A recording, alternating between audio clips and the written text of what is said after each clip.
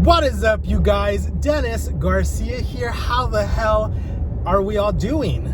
I am doing okay. I'm not feeling the best today. I kind of feel like I'm shutting down and disassociating, and I don't want to reply to people, and I don't want to talk to anybody, and I just want to shut out and shut down, but I can't. I'm trying really hard not to. But today is one of those really rough days where I just feel like I want to shut down and shut out people and not talk to anybody. But then again, I don't want to fuck things up with people because I'm being a stupid bitch, you know? You know what I'm saying?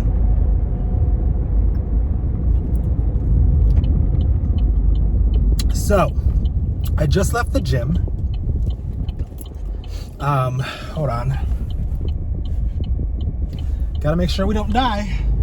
I just left the gym, did an hour on the treadmill, which surprisingly today, I did almost 4 miles on the treadmill.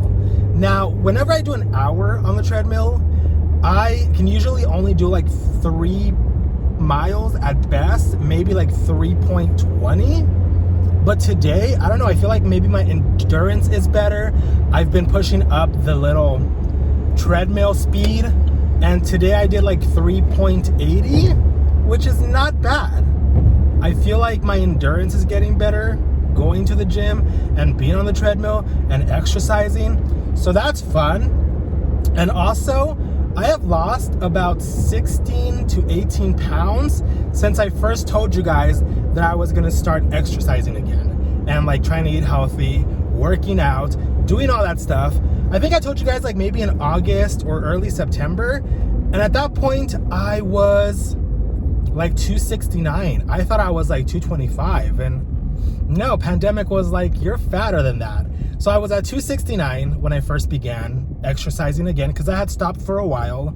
Anxiety and depression got the best of me, and I just didn't feel good. I didn't feel mentally okay. I mean, I still don't feel mentally okay if I'm being honest, but that's a whole nother story. But I have been going to the gym actively every day, or at least trying to go to the gym actively every day. I haven't been eating the healthiest. I'll be honest about that. This last week, I was in Colorado for about 5 days and definitely did not exercise, definitely did not eat healthy, ate a bunch of fast food, diner food, restaurant food, laid in the bed of the hotel for most of the days. It was an amazing trip. It was a really, really great trip, I'm not gonna lie, but definitely did not involve any sort of exercising whatsoever. But yeah, as of now, I am down to about 251, 250, which is great because it means that what I'm doing is working and I'm actually losing weight and I'm starting to eat healthy again. I told myself once I came back from the trip, I would start to eat healthy again. So yesterday I went to Fry's and I want to go buy some stuff to make some salads. I got some fruits. There were a lot of fruits on sale. I got some blackberries, some blueberries, some raspberries, and grapes. And I bought myself some stuff to make salad and some goat cheese, which is my favorite cheese of all cheeses. Love me some goat cheese. And figured today I would go and get myself a Dutch coffee. Because I need it. I feel like I need some coffee. I just got out of the gym. It's 10:24 in the morning. It's still pretty early enough to where a nice cup of iced coffee would just really hit the spot. So that's where I'm headed at right now. I'm headed over to Dutch right now because your boy needs some caffeine in his system.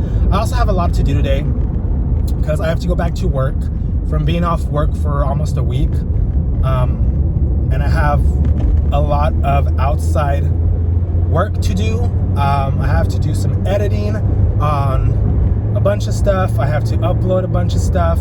I have to run some errands before I go to work, and of course make myself lunch before I go to work, and make sure that I'm all caught up. At least most of my stuff is caught up. before I go to work. And then tomorrow, my uncle is gonna throw us up a party for my dad because his birthday is the 17th, which is next week. And so my uncle called me yesterday and he was like, hey, I'm gonna throw a little party for your dad. If you want to come by, I would love to have you here. And I was like, you know what? Yeah. So I talked to my coworkers and I was like, hey, does anybody want my shift tomorrow? It's my dad's birthday. I would really like to be there for him. And somebody took my shift. So that was really nice. I appreciated them taking my shift and allowing me to be there for my dad. I was going to call off either way, but I didn't want to call off if I didn't have to.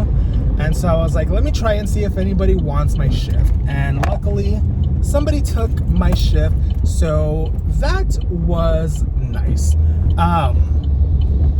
Oh, I also gotta tell you guys, there's some new drama going on with my mama. There's always some drama with my mama, isn't there?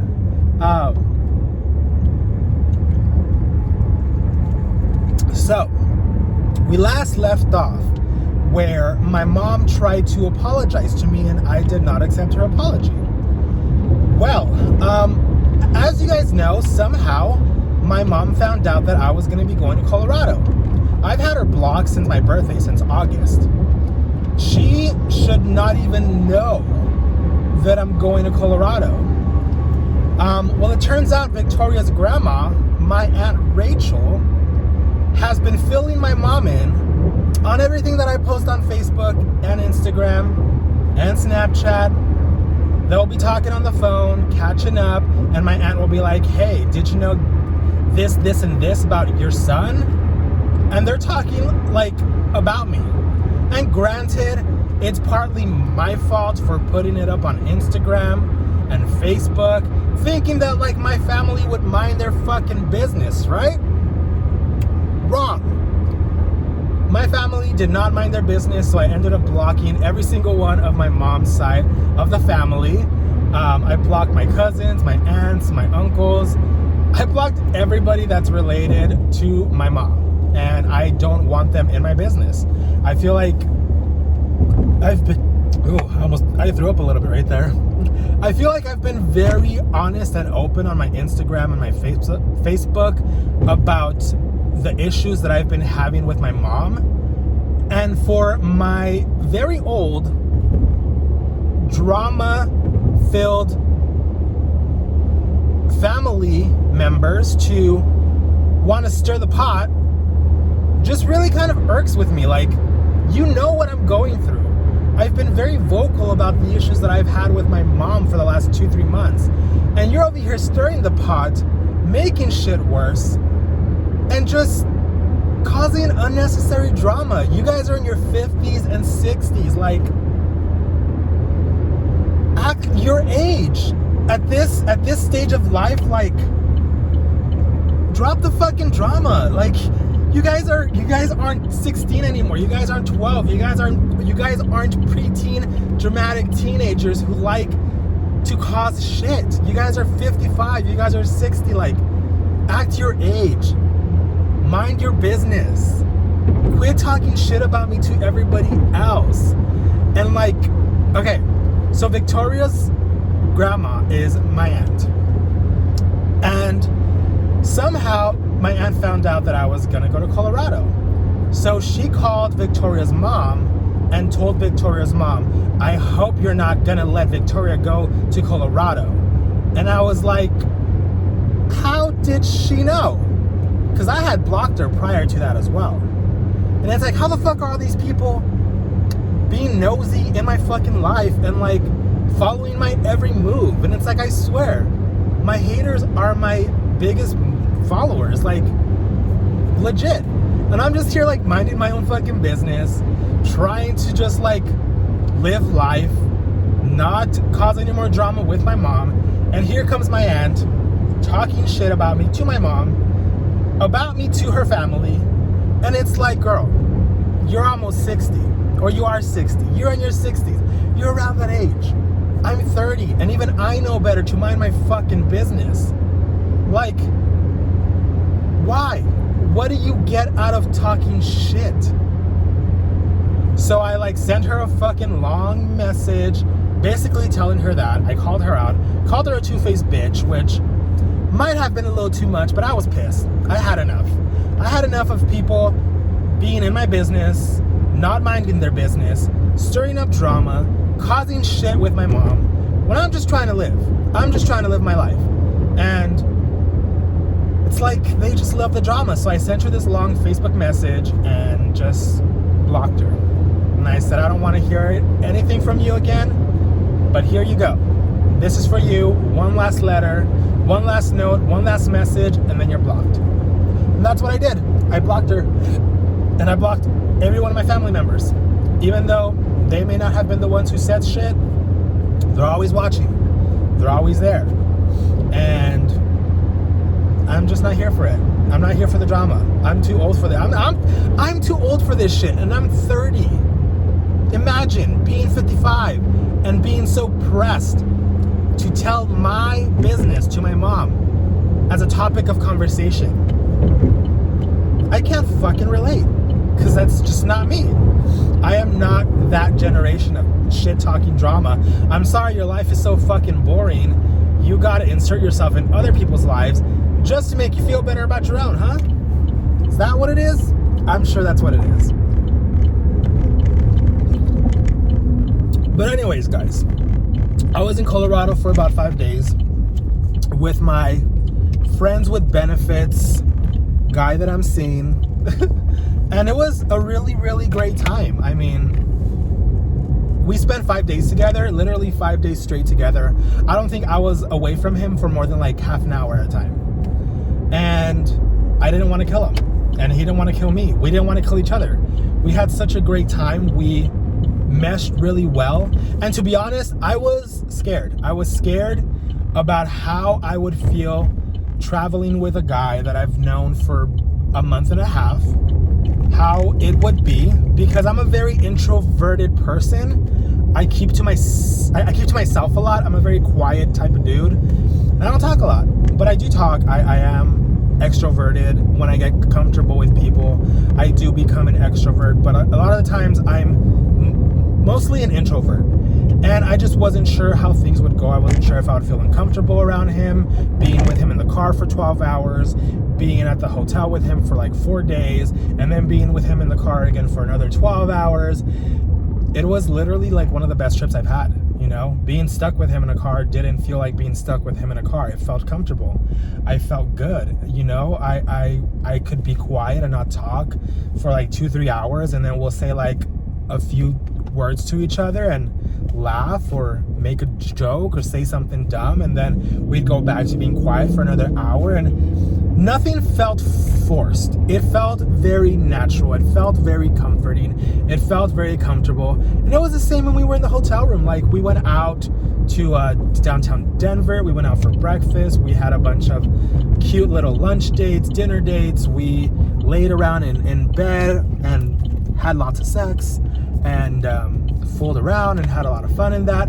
But we also did go out. We went out and explored and had like a really, really great time. And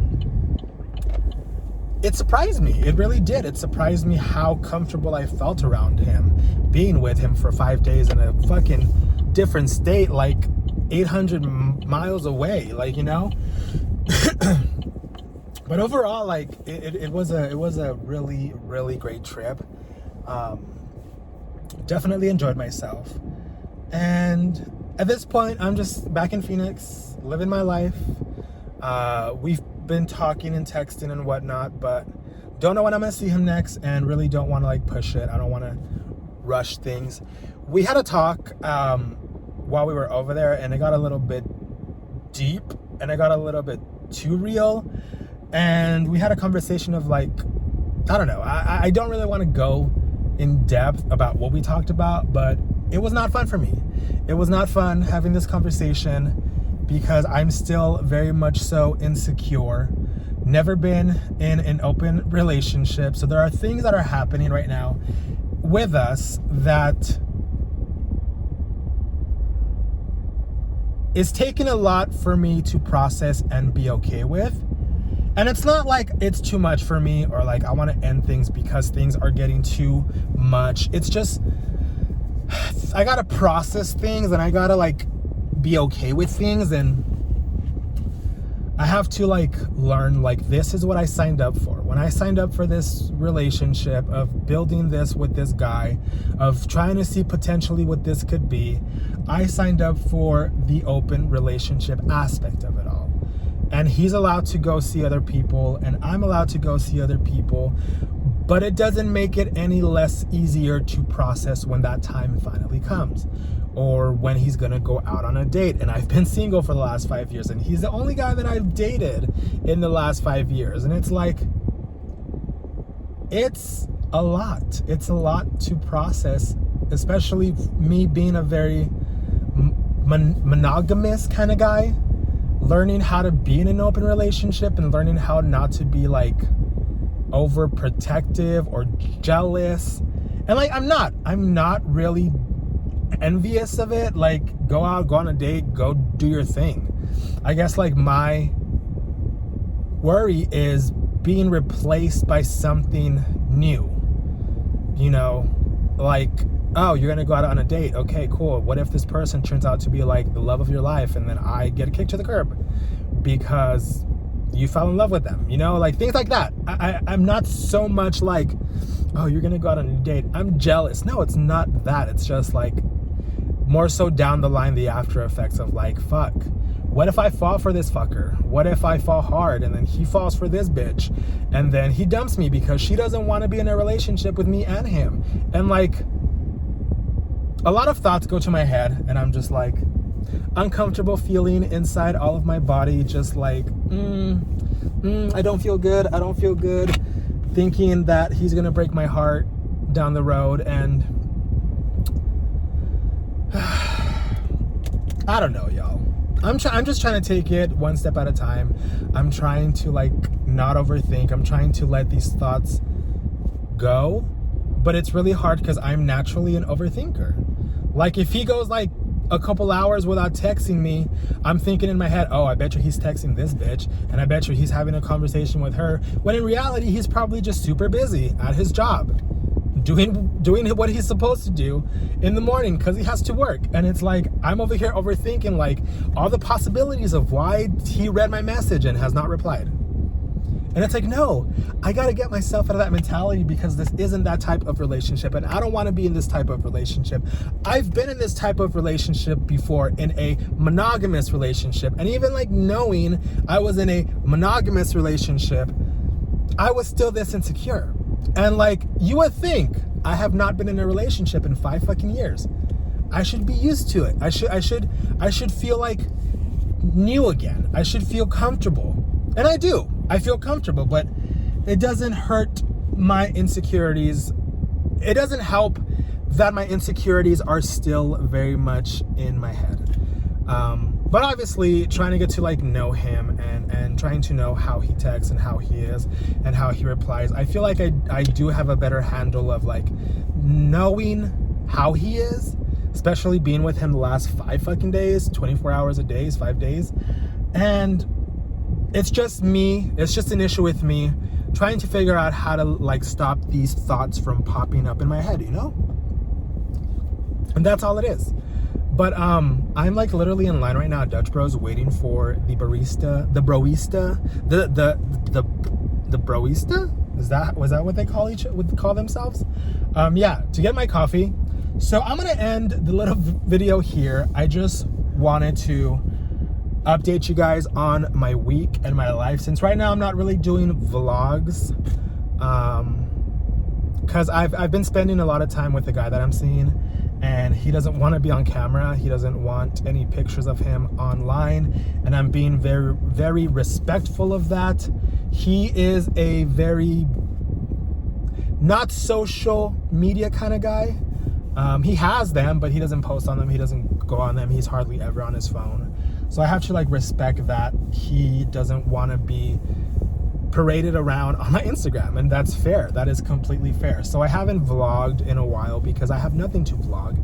And when I do something, it's with him. We go on dates, we go watch movies, or I just hang at his house, and I don't want to vlog that. You know, that's personal. That's for me. That's for us. maybe down the line, like I said, I'll post a picture of us and you guys will see the guy that I'm seeing.